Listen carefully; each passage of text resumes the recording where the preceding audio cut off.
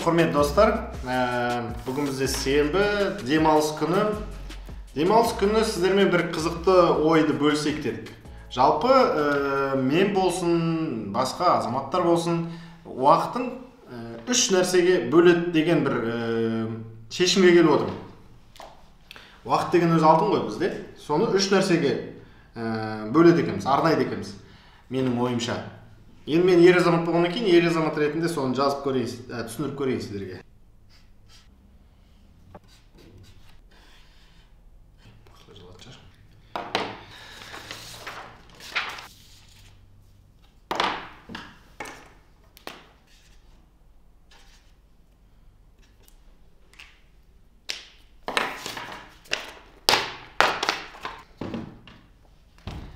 Сонымен достар, уақыт. Біздің жалпы уақытымызды мен өзім үш нәрсеге бөледі екенмін.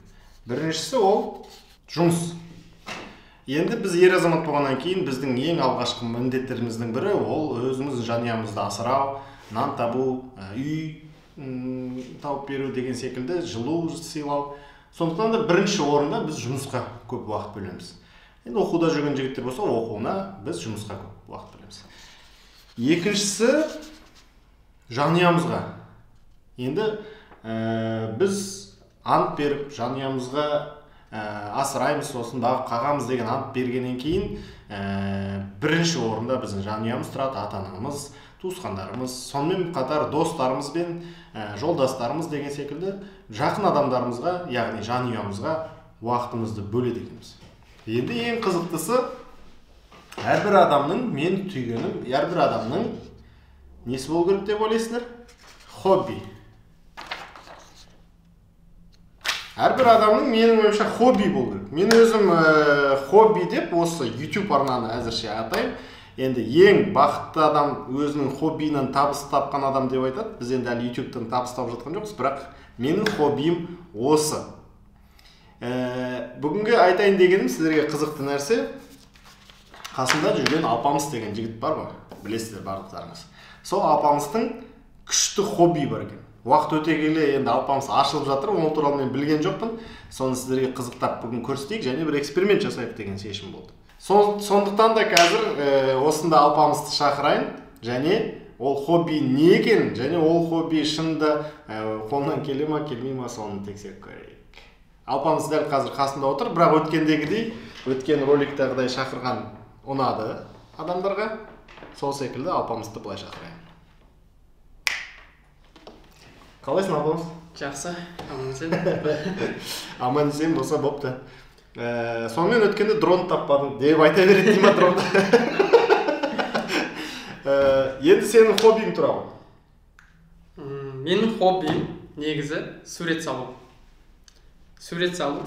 Мен 5-ші сыныптан бастап өзім суретке деген желанием ашылып сурет салған болдым. Мектептің главный суретшісі болдым, мектепте сурет салдым деген сияқты болды. Кейіннен бірақ ол суретпен айналыспай кеттім.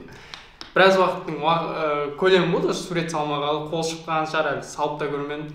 Сондай негізі сурет салу тәжірибем бар деп аға айтқан едім. Иә, бүгінгі влогты соған арнайық деп шештік. Не үшін сурет тастауды қойып кеткенін кешірек айтамыз. Дәл қазір сенің суреттерінің бір екеуін көрейікші. Телефонынан көрсетші бізге. Так. Тұр ғой. Міне. Мынау сурет ортада тұрған Микки Маусты Алпамыс өзім салдым дейді. Саған біреу жазып отыр десең. Өзім салдым дейді. Мен сенбедім. Өйткені өте әдемі салынған. Мен ойымша бұны сен салған жоқсың. Мына детальдарға қараңыздаршы. Әдемі салынған. Енді мен шыны керек сенбедім, точно өзім салдым ба? Иә. Конкретно айта аласың ғой? Конкретно айта аламын. Онда қазір соны тексеріп көрейік. Так, дәл қазір онда қандай тапсырма береміз саған? Мен негізі өзім мультяшкілердің персонажын салған жақсы көремін. Хорошо. Микки Маус, Том мен Джерри. Соны салып өйсің енді. Онда қазір саған мұнда бір сурет қойып береміз, е? Давай. Салып көрейік.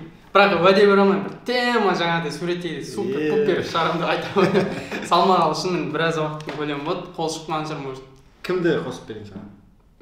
Микки Маус қосып берсеңіз. Өзім ең жақсы көретін персонажым солар. Маус. Екі цветпен саласың ба? Қызыл және? Қара. Білмеймін, қазір енді Сарда бар екен, енді мін саған бәрі қолыңда. неше түрлі бар ғой суреттер. Бәрі бар екен. Қайсысын саласың? Қайсысын салсақ болады? Картинке дейін. Картинкеге қараңыз. Оңайрақтауын сала береміз деп. Мына бола ма? Мына бір қол артына тығылған ба? Екі қол барын істейік, Екі қол барын істейік. Мына бола ма? Так, лучше. Мына бола ма? Осы бола ма, жоқ басқасын көреміз? Да, түсіреміз мына жаққа қарай. Қой, таңдап отқан болмас, сала берейін. Сала бересің ба? Иә, екен өзім салдым деп айттым ғой жаңа тек. Иә. Міне, мынау суретті қазір алпамыз. Міне ақ қағазға салады. Қағазымыз ақ, міне ешқандай сурет алдын ала салынбаған. Қазір жазған сөздерім. Иә? Иә. Дайынсыз ба? Дайынмын енді, сразу мынандай ручкамен цветной қылып салып кетемін деп. Бірінші қаламмен салып көрейін, осы өшіретін жарым. Өйткені біраз уақыт салмағанмын. Без проблем. Айта бергізбен. Любой. Бастаймыз ба? Бастаймыз.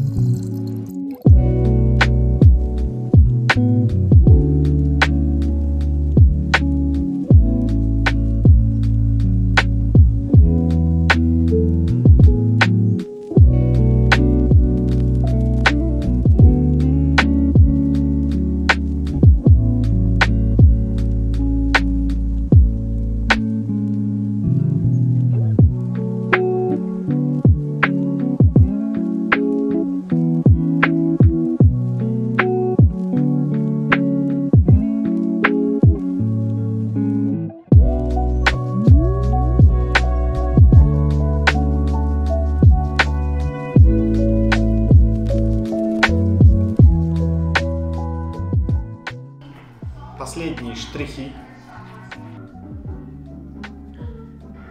Кішкене ақпарат жетпейміз бе? Ақпарат? Қанша? Кішкене ішінде. Құдай емес, кішкене. Болады.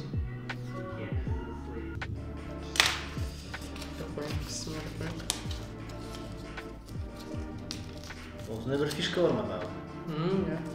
Бұрында болады, мына ручка алғаннан кейін білмейше. Бұны ручка жатыр. Сияға жақсы қалды. Маркер болғанда әдем болады. Соның өзінде әдем болып тұр. Болды ма? Қолын қосты. Дейсің ғой. Автографпен дейсің ғой.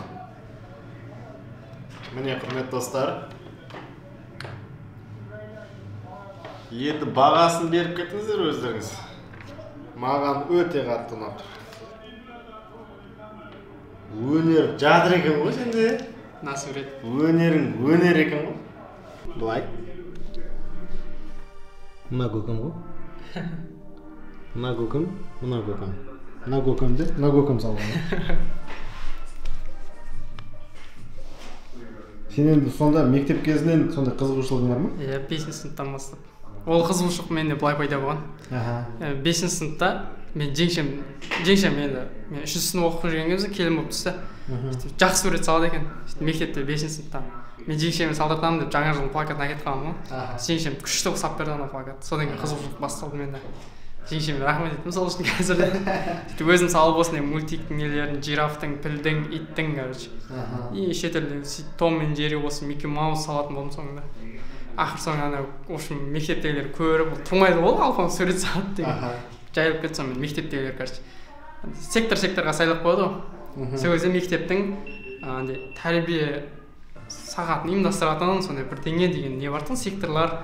Соның несіне мен тағайындап қойды да, сонымен мектептің нелерін мен салатын болдым. Жаңағы 9 май бар ма анау. Сол үшін не себептен сен қойып кеттің? Менде 9 сынып оқып жүрген кезімде үшін 9 сыныпқа барған кез. Сол кезде андай бір сурет салу бұл үлкен жауапкершілікті мойныңа аласың да. Уақытыңды арнауың керексің, шабытың келу керек. Арнайы бір где-то күшті шығу үшін 3-4 сағатыңды арнауың керексің суретке. Отырып алып, ол үшін құрал сайманың түгел болу керек. Менде ондай жағдай болмады, и уақыт та бір жағынан болмады. Интернет ауылда тұрасың, жер тамым деген сияқты. Сөйтіп ағайға айттым, ағай мен сала алмаймын дедім. Ертең күні босқа ұятқа қалдырып жүремін дедім да. Сөзімде тұра алмай, короче. Сала алмай, уақыт болмай. Одан да қойшы басқа біреуге бере салыңыздар дедім. И как раз сол кезде 7-ші сыныпта бір қыз барды, жақсы салып келіп жатқан суретті. Сөйтіп сол қызға қарай лақтырып жібердім деп қой.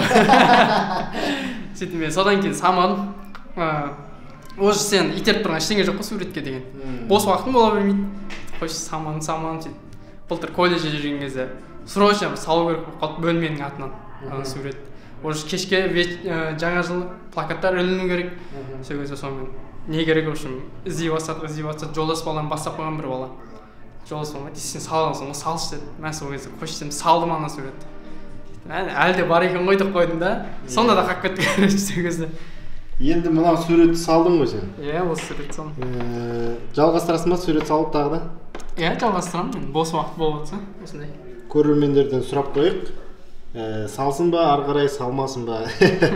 Енді менің ойымша, әрине салсын деп айтар едім. Құдай қаласа сенің суреттерін көбірек қылып салып, бір галереяға шығарамыз дағы сатамыз. Андай рамаға салып қойық мына. Иә, рамкаға салып қоймасын. Сонымен, міне, апамыздың хоббиі, өзінің ішіндегі жатқан таланты бар екен. Осы талантты дамытып отырамыз, құдай қаласа. Енді бүгінгі жалпы тақырыпты айтатын, қайта келетін болсақ, достар, әрбір адамның өзінің бір хоббиі болу керек. Ол өмірлік бақытқа жетудің бірден бір жолы деп есептейміз, құдай қаласа. Осындай. Ертең бізде волейболды күшті осы Астананың су жаңа жекпе-жек сарайы деген жерде түсіреміз. Соның ішін сіздерге көрсетеміз. Және біздің волейбол ойнап жатқанымызды тағы да бір рет күшті көрсетеміз. Болды. Ертең кездескенше достар, сау!